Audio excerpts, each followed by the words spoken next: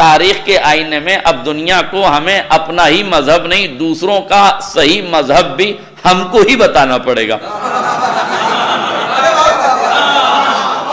بھائی یہ گھور کلیوگ تو ہے ہاں، جہاں رام کا نام لے کر راون والا کام کیا جا رہا ہے.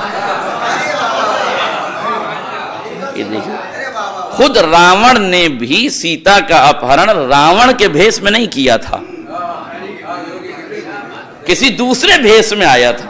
اس کا مطلب یہ کہ اسے معلوم ہے کہ یہ اپہرن راون کے بھیس میں نہیں ہو سکتا. نہ جانے یہ 30-40 گنڈے راون بن کے رام کا نام لے کے کیوں راون والا کام کر رہے تھے. میرا جملہ واضح ہو جاتا. وہ بھی کہاں؟ شکشا کے مندر میں. اور مسئلہ کیا ہے؟ حجاب ہٹاؤ. عجیب مصیبت. گھور کلیوگ ہے کہ نہیں؟ ملک عزیز میں ننگے پن پہ پہرا نہیں ہے.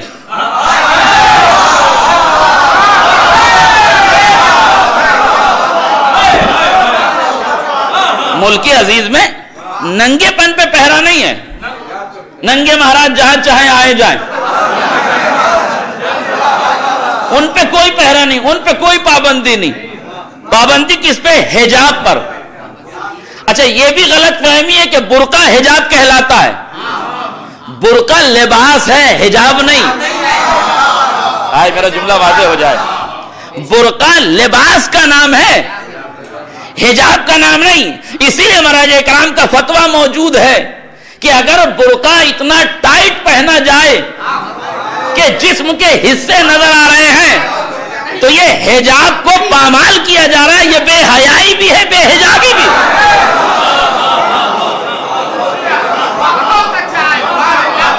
اگر برقعے کا نام حجاب ہوتا تو اس کیفیت کے پردے کو بے حجابی نہ کہا جاتا. اس کا مطلب یہ کہ برقع لباس ہے، حجاب تو حیا کا نام ہے.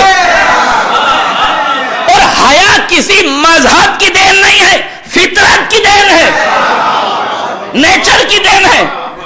ہاں اب جس کی فطرت سالم ہوگی اسے حجاب اچھا لگے گا. جن کی فطرتیں مجروح ہو جائیں انہیں ننگا پن اچھا لگتا ہے.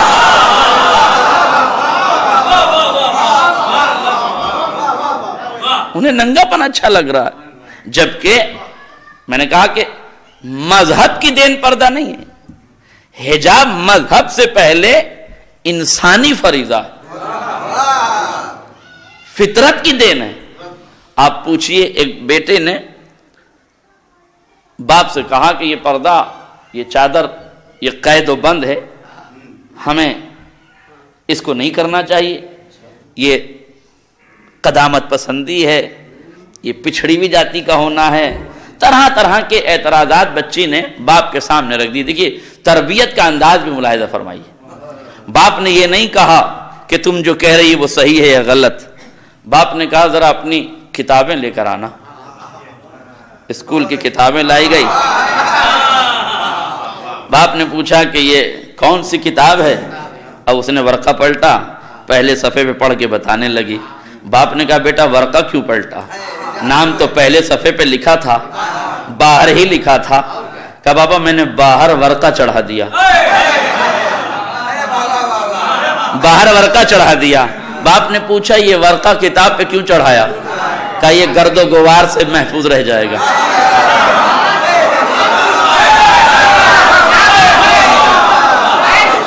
یہ گرد و غبار سے محفوظ رہ جائے گا. میرے جو جملہ کہوں، گرد و غبار سے محفوظ رہ جائے گا. گرد و غبار آ بھی جائے تو ہٹ جائے گی، ہوس کا غبار کیسے ہٹے گا؟ بے حیائی کا غبار کیسے ہٹے گا؟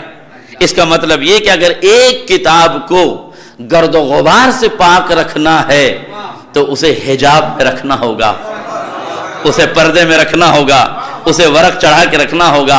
ورق چڑھانا کتاب کو قید کرنا نہیں ہے، کتاب کی حفاظت ہے. کتاب کا تحفظ ہے، کتاب کا تحفظ ہے. مزید مثال دی. 2 ٹافی لے کر آئے.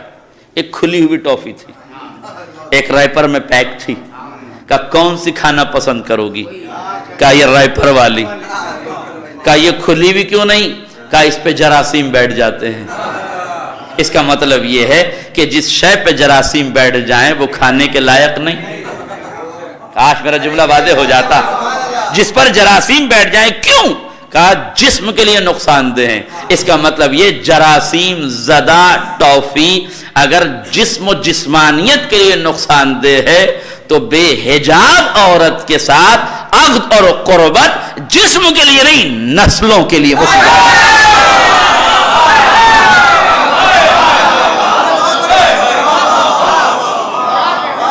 نسلوں کے لیے. اور میں نے یہ جملہ کبھی نیر بھائی پڑھا تھا. اب آج کل تو کاپی پیسٹ کا زمانہ ہے تو لوگوں نے پڑھ کے اپنے نام سے کر دیا. ہو سکتا ہے یہ بعد میں مرنے کے بعد جی مقتے نہیں ہوتے. تو اور مہربانی ہے ان کی کہ انہوں نے بھی کافی اس معاملے میں جو ہے وہ ساتھ دیا ہے. میں نے ایک جملہ اپنے نوجوان دوستوں کو پیغام پہنچانے کے لیے جملہ کہا تھا کہ نیٹ NET نیٹ. نیٹ کے معنی کیا ہے؟ جال. شکریہ. جال کہاں ڈالا جاتا ہے؟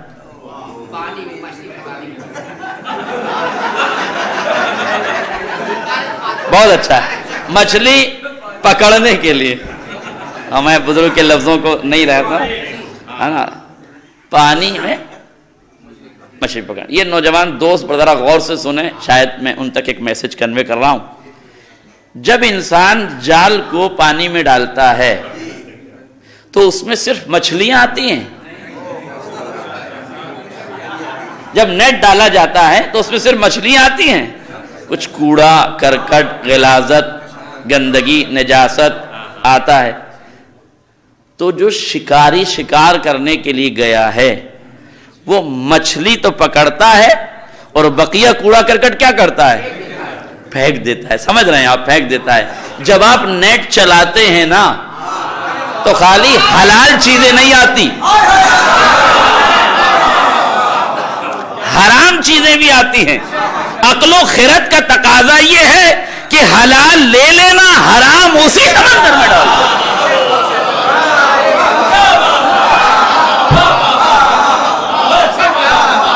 اور یہاں تک بات آ گئی ایک جملہ اور صاحبان شعور تشریف جی صاحبان شعور تشریف فرمائے ماشاءاللہ. یہ جو مچھلی جال ڈال کے پکڑی گئی, اب لفظ کہہ سکتا ہوں جو پھنسائی گئی مچھلی ہے نا, کیا ہر قسم کی مچھلی کھانا حلال ہے؟ شریف ذاتوں کی شریعت میں ہر مچھلی حرام حلال نہیں ہے. آج میرا جملہ واضح ہو. ہر مچھلی حلال نہیں ہے. کون سی حلال ہے؟ فلس والی. لفظ بدلو, چھلکے والی, حجاب والی.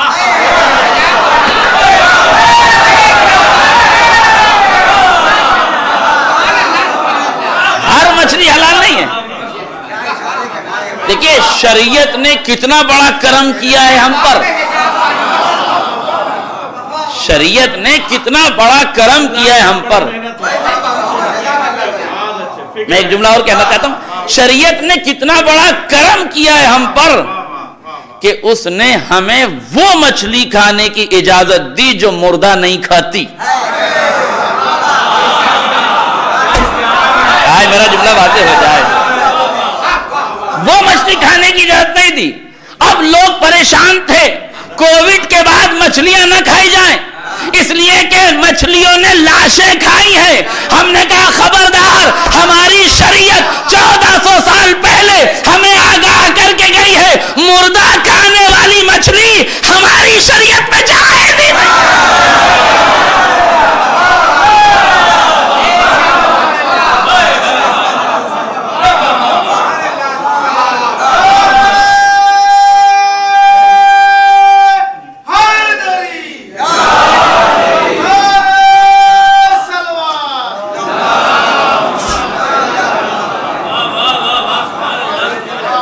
چھلکے والی مچھلی, باحجاب مچھلی, کیا ہوگا اگر ہم نے بے حجاب مچھلی کھا لی, بغیر چھلکے والی مچھلی کھا لی؟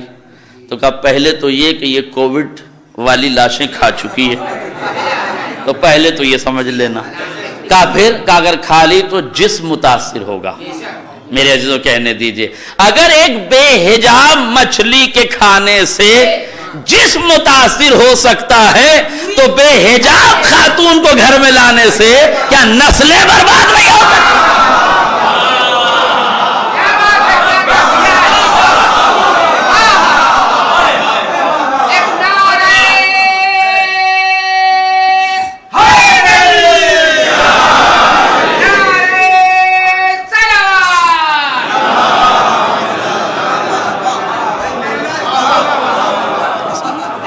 تو حجاب جو ہے وہ حیا کا نام ہے، پردے کا نام ہے۔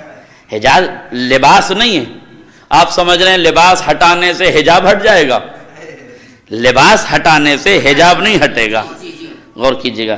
حجاب ہٹانے سے لباس نہیں ہٹے گا، لباس اپنی جگہ رہے گا۔ اچھا، اب جو ہٹا رہے ہیں انہیں اپنے دھرم کا بھی گیان ہونا چاہیے۔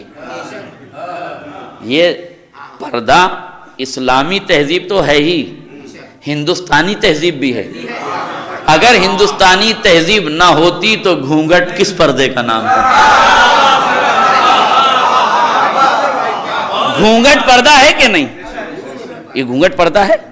اور مزید سن لیجیے، ان کی دلیلوں سے، ان کی کتابوں سے سن لیجیے۔ والمیکی رامائن میں یہ بات ذکر ہے کہ جب سیتا جی کا اپہرن ہوا، راون لے کے گیا، تو چونکہ وہ چالاک استری تھی، انہوں نے اپنے جسم سے کچھ چیزیں پھینکنا شروع کی، چپل اتار دی، پھینک دی تاکہ وہ نشانیاں رہیں، کچھ انگوٹھی اتار دی، چیزیں اتارتے گئے۔ ادھر ہنومان جی نے وہ چیزیں اٹھائی اور لکشمن کو دی، پہچانتے ہیں، کہاں پہچانتا ہوں، یہ میری بھابھی کی ہے۔ چیزیں دیتے دیتے دیتے انہوں نے ناک کی نتھ دکھائی، ناک کی نتھ، نتھنی، ناک میں جو پہنی جاتی ہے، غور کیجئے گا۔ وہ جب دی تو پوچھا یہ کس کی ہے؟ تو لکشمن نے کہا میں اسے نہیں پہچانتا، میں اسے نہیں پہچانتا۔ تو پھر مریادہ پروشوتم رام، ہاں یہ ان کے عقیدے کے مطابق ہے، ہمارے یہاں اشرف المخلوقات پیغمبر ہیں، ہاں، مگر جو جس مذہب کو مانتا ہے اس کا احترام کرنا ہماری ذمہ داری۔ برادران اہل ہنود کے یہاں، اور یہ برادران اہل ہنود بھی ہم نے اپنی عقیدت سے نہیں گھڑا، یہ بھی مولا نے کہا، یہ بھی مولا نے کہا۔ جب مالک اشتر کو خط لکھا تو کہا اخوان، تمہارے دو بھائی ہیں، اما اخن لک فی الدین او نذیر لک فی الخلق، کچھ تمہارے دین میں بھائی ہیں، کچھ تمہارے انسانیت میں بھائی ہیں، مانوتا میں بھائی ہیں، ہیومینٹی میں تمہارے برادر ہیں، بھائی ہیں، لہذا توجہ، تمہارے بھائی ہیں۔ تو یہ برادران اہل سنت تو ہم کہتے ہیں یہ دینی بھائی، برادران اہل ہنود یہ ہمارے انسانی بھائی، غور کیجئے گا۔ تو جیسے ہی پروشوتم رام نے وہ ناک کی نتھ دیکھی، کہا لکشمن یہ تمہاری بھابھی کی ہے، تم اسے نہیں پہچانتے؟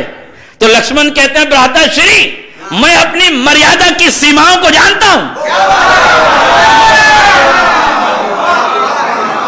میں اپنی مریادہ کی سیماؤں کو جانتا ہوں۔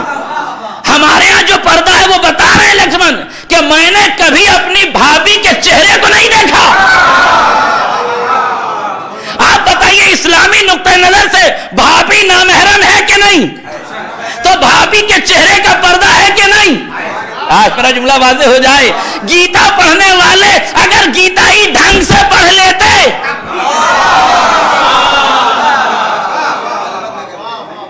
رام کا نام لینے والے اگر رام ہی کو سمجھ لیتے، تو آپ یقین کیجئے کہ اسلام کی دشمنی میں اتنے آگے نہ بڑھ جاتے کہ اپنے مذہب کو بھی برباد کرتے چلے جائیں۔ یہ غلط فہمی ہے کہ تم اسلام کو برباد کر رہے ہو، تم اپنی جڑوں کو کھوکھلا کر رہے ہو، تم اپنے وجود کو ختم کر رہے ہو۔ اس طریقے کی بات، کیا یونیورسٹی شکشا کا مندر نہیں ہے؟ بلکہ میں تو ایک لفظ کہتا ہوں کہ مدرسہ اور اسکول یہ مندر اور مسجد سے زیادہ معتبر جگہ ہے، اس لیے کہ مسجد میں صرف عبادت ہوتی ہے، مدرسے میں تو اس عبادت کا عرفان ہوتا ہے، مندر میں تو صرف پوجا ہوتی ہے، شکشا کے ذریعے تو بتایا جاتا ہے کہ کون پوجا کے لائق ہے اور کون نہیں۔ تو اگر ایسے مقام پر کچھ گنڈے اور موالی غیر مذہبی کام کریں تو اس کا مطلب یہ کہ وہ تعلیمات شری رام سے دور ہیں. تعلیم حاصل کرنے کا مکان، کس طریقے سے تعلیم حاصل کی جاتی ہے، یہ میں آپ کو بتا دوں اسی رامائن کے طفیل سے اور لفظ سے، چونکہ عصر حاضر سے مجھے بات کو آپ تک پہنچانا ہے. اس لیے راون کا آخری وقت آیا، روح نکلنے والی ہے، سمجھیے مرنے والا ہے.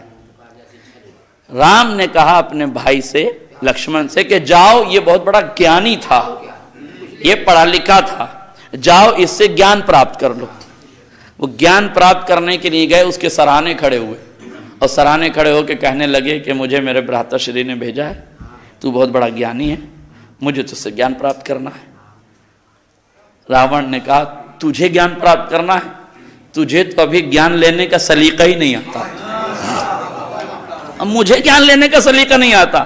جوش میں واپس اپنے بھائی کے پاس آئے، کہا بھیا اب جملہ سنی جو لکھا ہوا ہے رامائن میں. انہوں نے کہا بھیا آخری سانسیں لے رہا ہے مگر اہنکار دیکھیے،